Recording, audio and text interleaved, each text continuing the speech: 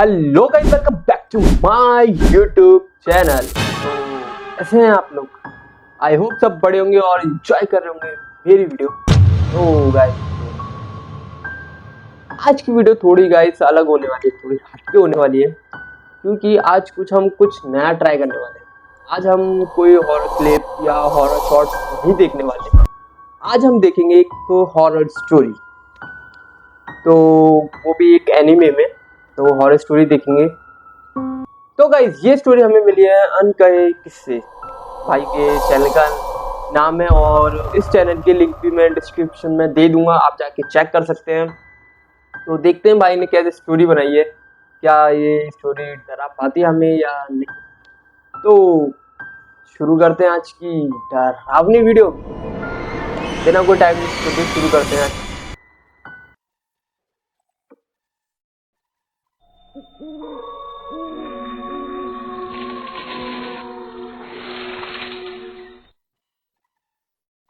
शाम का वक्त था। कस्बे से दूर बसे पुराने गांव भैरवपुर की गलियां हर रोज की तरह सुनसान हो चुकी थी। आसमान में हल्के बादल थे और ठंडी हवा के झोंके पुरानी हवेली की टूटी खिड़कियों से सनसनाहट पैदा कर रहे थे। गांव के लोग इस हवेली के पास से भी नहीं गुजर। इस हॉरर स्टोरी हो और हवेली ना है, ऐसा हो ही नहीं सकता। करते थे। कहते हैं यहाँ अजीब अजीब आहटें सुनाई देती है, जैसे कोई अनदेखा इंसान आस पास घूम रहा हो। रीना अपने दोस्तों के साथ गांव घूमने आई थी। सबने मजाक मजाक में कहा, चल रीना, तू तो बहुत बहादुर बनती है। अगर सच में हिम्मत है तो फिर हवेली के अंदर चल। मुझे किससे डर लगेगा? भूत वूत जैसी कोई चीज नहीं होती। रीना अकेली तो हवेली के अंदर चली गई। जैसे कुछ चीज नहीं होती। टॉर्च की तो रोशनी उन्हीं को पकड़ा जाए। टूटी दीवारों पर पड़ते ही डरावनी परछाइयां बनने लगी। आप बिलीव करते हो होते हैं या नहीं, कमेंट में मुझे बता। वहां कोई नहीं था। शायद मेरे दोस्तों ने मजाक किया होगा। लेकिन अगले ही पल उसने टॉर्च की रोशनी में देखा, दीवार पर उसके अलावा एक और परछाई हिल रही थी। रीना की सांसें तेज हो गई। उसने धीरे से पुकारा, कौन है वहाँ? पर कोई जवाब नहीं मिला। बस धीरे धीरे कदमों की आहट पास आने लगी। वो भागकर बाहर निकली। दोस्त हंस पड़े। क्या हुआ, रंग उड़ गया चेहरे से? रीना कांपती आवाज में बोली, नहीं, अंदर कोई था। दोस्तों ने मजाक उड़ा दिया। सही सलामत तो आ गई बात। रीना के साथ अजीब घटनाएं होने लगी। कभी रात में उसके कमरे में किसी के चलने की आवाज आती, कभी शीशे में उसके पीछे कोई धुंधली परछाई दिखाई देती। गांव का नाई रघु रोज रात को देर तक दुकान बंद करता। एक दिन जब वह तालाब के किनारे से घर जा रहा था तो उसे लगा कोई उसके पीछे पीछे चल रहा है। कौन है बे? पर कोई जवाब नहीं। वो तेज कदमों से चलने लगा, लेकिन नाहट भी उतनी ही तेज हो गई। अचानक उसके सामने एक सफेद साया खड़ा हो गया। आंखें गहरी हरी चमक रही थी। रघु, तेरा समय आ गया है, तू बच नहीं पाएगा। रघु जोर से चिल्लाया और भाग खड़ा हुआ। अगले दिन गांव वालों ने देखा रघु पागल सा हो गया था। वो बार बार कहता, आहट मुझे ले जाएगी, आहट मुझे ले जाएगी। अनिरुद्ध गांव के स्कूल में मास्टर था। वो भूत प्रेत में विश्वास नहीं करता था। लेकिन एक रात जब वो हवेली के पास से लौट रहा था तो उसने साफ साफ सुना जैसे भारी जूतों की आवाज उसके पीछे से आ रही हो। अरे ये कैसी आवाज है? यहाँ तो कोई और नहीं है। वो मुड़ा, लेकिन पीछे सिर्फ खाली सड़क थी। ओ फिर अचानक उसके कान में किसी ने फुसफुसाया, तू बच नहीं पाएगा। रीना, रघु और अनिरुद्ध तीनों अलग अलग लोग थे, लेकिन सबने एक ही चीज महसूस की, और वो थी आहट। गांव में धीरे धीरे डर फैलने लगा। लोग कहने लगे कि हवेली में दबे किसी रहस्य की वजह से ये सब कुछ हो रहा है। गांव भैरवपुर में अब हर कोई हवेली का नाम लेते ही सिहर उठता। रीना का चेहरा अब पीला पड़ चुका था। रघु पागलपन की हद तक डर चुका था, और अनिरुद्ध मास्टर भी अब रात को अकेले निकलने से कतराने लगा था। लेकिन ये डर यहीं नहीं रुका। सविता रोज रात को अपने आंगन में तुलसी को दिया जलाती थी। उस रात भी उसने वैसा ही किया, लेकिन जैसे ही दिया जलाया उसे लगा ओ मानो आंगन में कोई खड़ा है। कौन है वहां?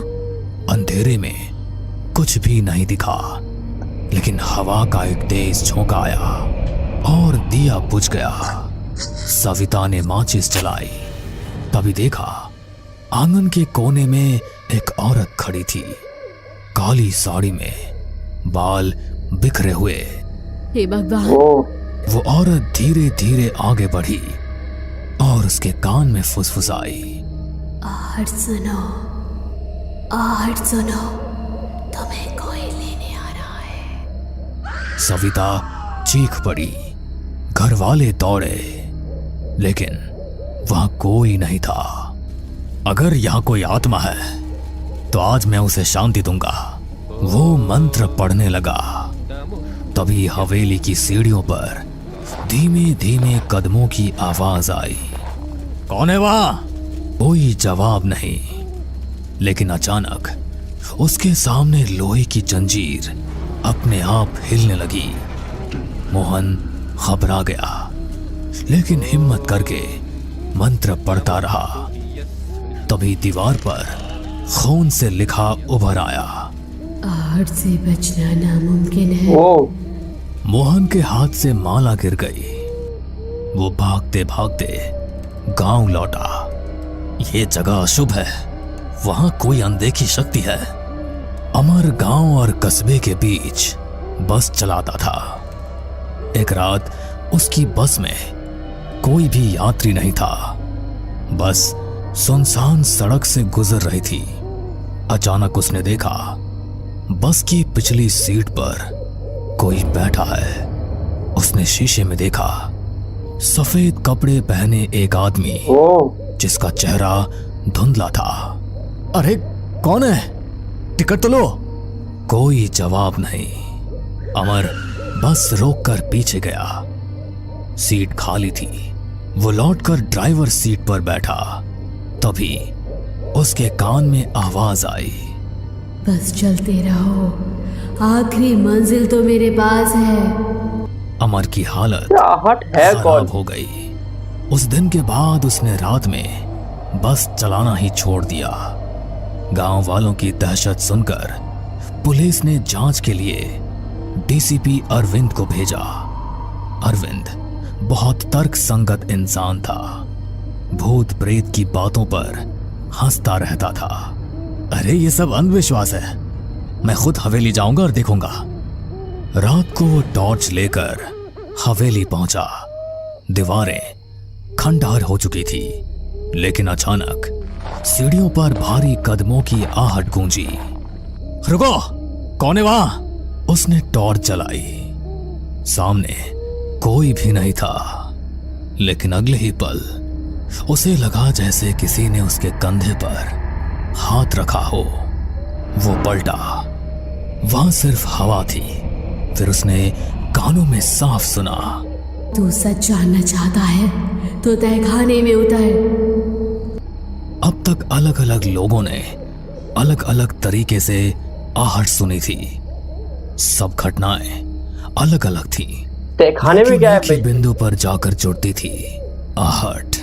मुझे लगता है हवेली में कुछ राज छिपा है। जब तक पता नहीं चलेगा ये सब हमें चैन से नहीं जीने देंगे। अरे तू पागल हो गई है क्या? तू फिर से वहां जाना चाहती है? हाँ, अगर सच्चाई सामने नहीं आई तो ये आहटें हमें ऐसे ही डराती रहेगी। गांव भैरवपुर अब दहशत का पर्याय बन चुका था। लोग रात को घर से बाहर निकलना बंद कर चुके थे। हर कोई वही सुनता, धीमे कदमों की आहट। रीना का डर अब जिज्ञासा में बदल चुका था। उसने तय किया कि वो हवेली के तहखाने तक जाएगी। वो पुलिस वाला कहाँ गया गाइस? जो गया था हवेली, जो उसने सुना था तहखाने में आओ, वो पुलिस वाला कहाँ गया? लेकिन अकेले जाना मुमकिन नहीं था। उसने अंकित, मास्टर अनिरुद्ध और पुलिस अधिकारी अरविंद से मदद मांगी। हमें सच का पता लगाना होगा, वरना ये आहटें हमें जिंदा खा जाएंगी। ठीक है, मैं पुलिस वाला हूँ, पीछे हटना मेरे बस का नहीं। चलो आज रात तहखाने में उतरते हैं। रात के 12 दिन में चले जाओ, जरूरी रात को जाओ। लोग हवेली पहुंचे। दिन में नहीं जा सकते। सन्नाटा ऐसा था कि अपने दिल की धड़कन तक सुनाई दे रही थी। अचानक सीढ़ियों पर वही आवाज गूंजी। रीना का हाथ कांपने लगा। अरे डर मत, हम सब साथ हैं ना। सब लोग तहखाने की तरफ चलो।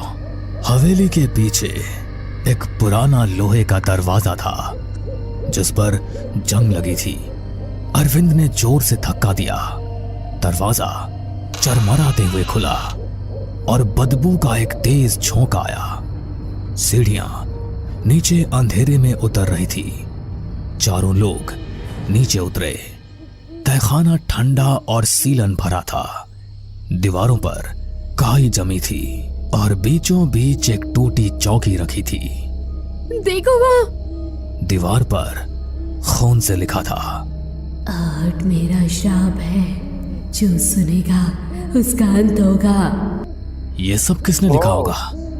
तभी तहखाने के कोने से एक सफेद धुंधला साया उभरा। सबके कानों में वही आहट गूंजी। मैं इस हवेली की मालकिन ललिता हूँ। 100 साल पहले मेरे पति ने लालच में मुझे यहीं जिंदा दफना दिया था। मेरी चीखें, मेरे कदमों की आहट सब यहीं गूंजती रही। रीना की आंखें फटी की फटी रह गई। तो ये सारी घटनाएं वही आहट? हाँ। अचानक तहखाने की दीवारें हिलने लगी। छत से क्या हो गया? मिट्टी गिरने लगी। अर्थक्वेक आ गया गाइस। ये क्या हो रहा है? मेरा श्राप अनंत है। जो सच जानता है वो भी आहट से बच नहीं सकता। रीना, अंकित, अनिरुद्ध और अरविंद चारों बाहर भागने लगे। लेकिन हर तरफ से आहट की आवाज आने लगी। कभी पास, कभी दूर, कभी ऊपर, कभी नीचे। सभी हवेली से बाहर आने लगे। तभी अरविंद ने सबसे कहा, अगर हम इस हवेली को ही जला दें तो शायद ललिता का दफन शरीर भी जलकर मुक्ति पा लेगा और आहट का ये पूरा किस्सा ही खत्म हो जाएगा। उसके बाद सबने मिलकर पूरी हवेली में आग लगा दी और सभी हवेली से बाहर निकल आए। हमने सुना भी था कि हवेली की मालकिन अचानक गायब हो गई थी। असल में उसे मार दिया गया था। फिर अगले दिन लोगों ने हवेली में सामूहिक पूजा करवाई। उस दिन पहली बार कई सालों बाद गांव में रात शांति से बीती। लेकिन कुछ दिनों बाद रीना अपने कमरे में पढ़ाई कर रही थी। खिड़की से ठंडी हवा आई। अचानक उसे लगा जैसे कमरे के कोने से धीरे धीरे कदमों की आहट आ रही है। उसने कांपते हुए कहा, कौन है? कोई जवाब नहीं मिला, बस वही आवाज। रीना की आंखों में डर फिर से उतर आया। भैरवपुर गांव में हवेली का रहस्य तो खुल गया, लेकिन आहट अब भी जिंदा है। कहते हैं जो एक बार ये आवाज सुन लेता है उसकी जिंदगी कभी पहले जैसी नहीं रहती। आहट सिर्फ एक आवाज नहीं बल्कि एक अंधे का साया है जो हर जगह आपके पीछे पीछे चलता है। बस कभी वो आहट सुनाई देती है और कभी नहीं सुनाई देती, पर डर की दस्तक लेकर आहट सभी के आसपास चलती रहती है। तो गाइज वीडियो होती है इधर ही एंड, कहानी होती है इधर ही एंड। तो गाइज आपको कैसी लगी कहानी कमेंट में मुझे बताना, और ये वीडियो कैसी लगी वो भी मुझे कमेंट में ज़रूर बताना। और अगर आपके पास भी कोई ऐसी स्टोरी हो रहा तो हमारे साथ शेयर करें। मैं अपने चैनल पर देखूँगा आपकी हॉरर स्टोरी क्रिएट करके। तो मिलते हैं नेक्स्ट वीडियो में। और अगर आप इस चैनल में पहली बार आए तो चैनल को सब्सक्राइब भी कर देना और दोस्तों के साथ शेयर करो। मिलते हैं आपको नेक्स्ट